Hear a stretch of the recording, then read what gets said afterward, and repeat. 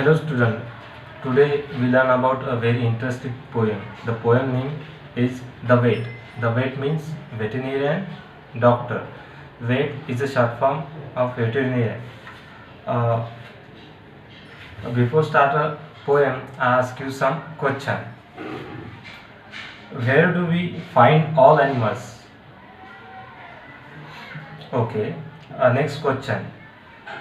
Do you have a pet? Okay. How do we understand that animals are not feeling well?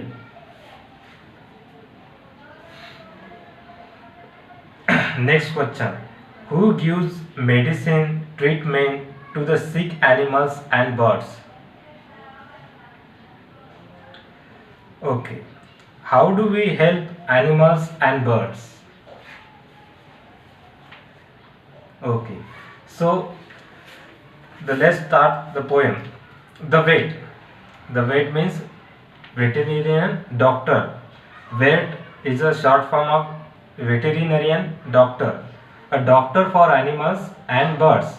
म्हणजेच पशुप्राण्यांवर जो उपचार करतो त्याला पशुवैद्यकीय डॉक्टर म्हणतात. त्या कवितेमध्ये आपण पशुवैद्यकीय डॉक्टर होण्यासाठी कोणकोणत्या गोष्टीची आवश्यकता आहे, कोणत्या गोष्टीचं नॉलेज आपल्याला असायला हवं, तर या कवितेच्या माध्यमातून कवीने ते सांगितलेलं आहे. So now see the first stanza of this poem. To be a successful and component vet needs knowledge exceedingly wide. For each of the patient he is likely to get possesses a different insight. Now in the first stanza of this poem, the poet is telling that to be a successful and component vet. एक यशस्वी आणि component vet means having a very good knowledge.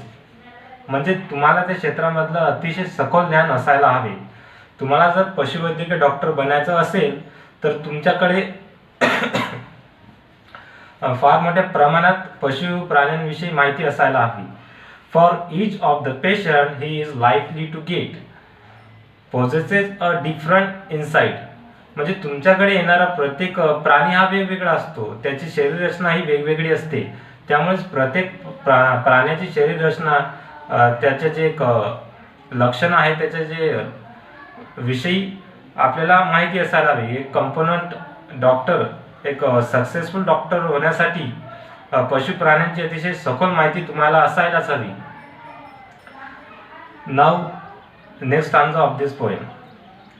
He must know why the cat is refusing her milk, why the dog is not eating his bone, why the coat of the horse is not shining like a silk, why the parrot does not nothing but groan.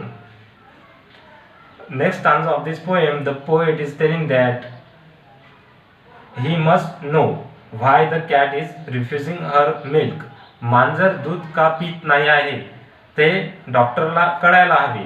त्याचप्रमाणे why the dog is not eating his bone. Dog हा अन्न का खात नाही आहे, त्याचे bone म्हणजे हाडांचे जे तुकडे आहेत किंवा मांसाचे तुकडे जे आहेत ते डॉग का खात नाही आहे. The coat of the horse is not shining like a silk.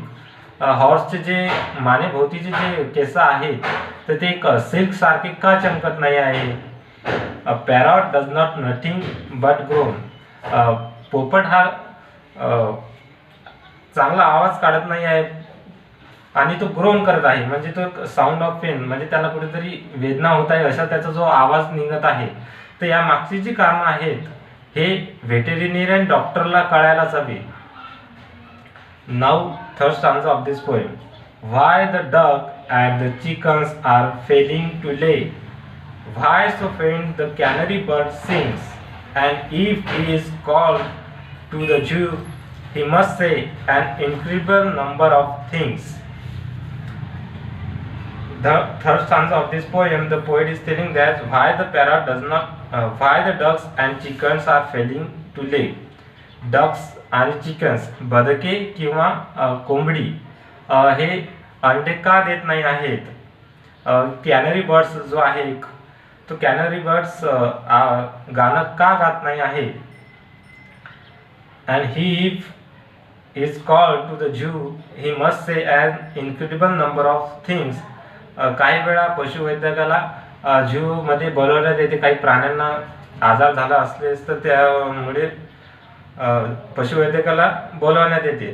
त्यामुळे प्रत्येक गोष्टीचं नॉलेज हे एक पशुवैद्यकाला असायलाच हवे. Fourth stanza of this poem.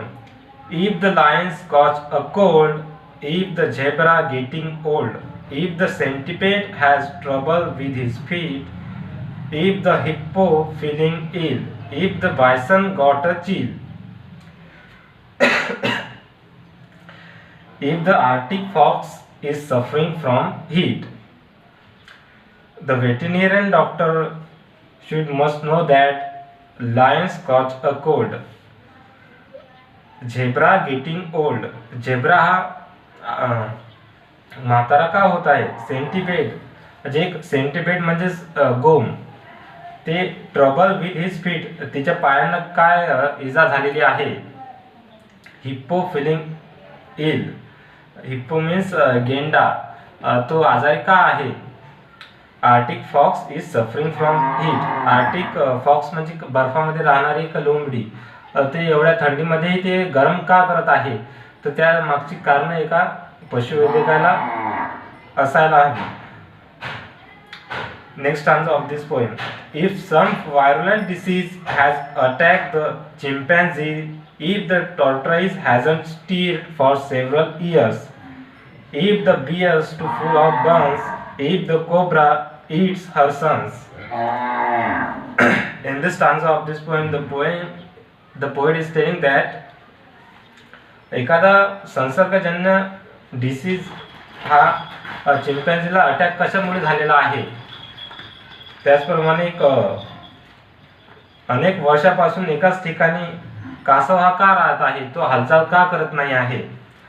Bears too full of burns, cobra eats her son, cobra त्याच्या पिल्लांना का खात आहे. या मागची कारण पशुवैद्यकाला असायला हवी. Next stanza of this poem. If the panther has a wife who chews his ears, if giraffes have a teeth and their necks are feeling stiff, if hyenas will not laugh at keeper jokes,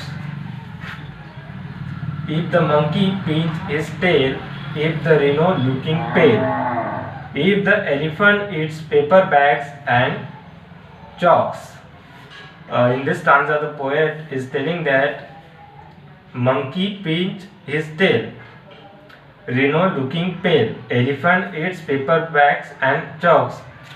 Elephant हा पिशव्या का खात आहे. Monkey आजारी का आहे, ते वेगळ्या प्रकारचा आवाज का काढत आहे. म्हणजेच एक पशुवैद्यकीय होण्यासाठी फार मोठ्या प्रमाणात आपल्याला माहिती असायला हवी. आणि त्या माहिती आपला जर इंटरेस्ट असला तरच आपण या क्षेत्रामध्ये प्रवेश करावा, असं या कवितेच्या माध्यमातून कवी हा सांगत आहे. Next stanza of this poem. If the camel hurts his hump, if the kangaroo won't jump, if the crocodile turns cannibal and bites, they run away and get that omniscient the weight. म्हणजे हे सर्व जर लक्षणं आपल्याला प्राण्यांमध्ये दिसून आले तर आपण कोणाकडे धाव घेतो. पशुवैद्यकाकडे. म्हणजे पशुवैद्यकाच्याकडे आपण फार मोठ्या अपेक्षा असतात की प्रत्येक प्राण्यांचा उपचार हा पशुवैद्यकीय करत असतो. त्यामुळेच ओमनीसाइंट म्हणजे अतिशय सखोल ज्ञान, सर्व प्रकारचे ज्ञान हे पशुवैद्यकाला असायला हवे.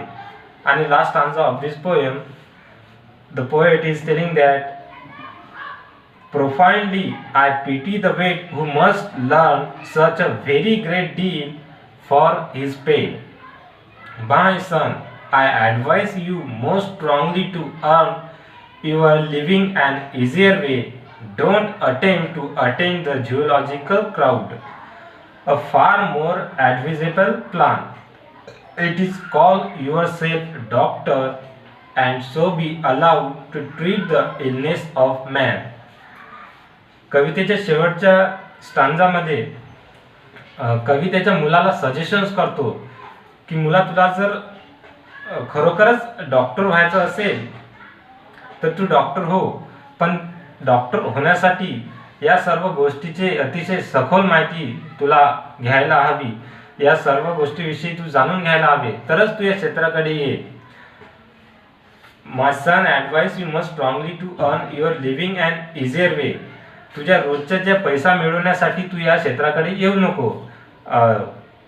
हे क्षेत्र पैसे कमावण्यासाठी नाही, तर यामध्ये फार मोठी एक जबाबदारी असते. प्रत्येक प्राण्यांचा उपचार आपल्याला करायचा असतो. जर तुला खरोखरच डॉक्टर म्हणून तुला व्हायचं असेल, is to call your self doctor. जर तुला खरोखरच डॉक्टर बनायचं असेल तर तू to treat the illness of man, म्हणजे तू याचा प्राण्यांचा डॉक्टर नव्हता, मनुष्याचा डॉक्टर हो, असे शेवटच्या स्टांजामध्ये कवी त्याच्या मुलाला म्हणतो आहे.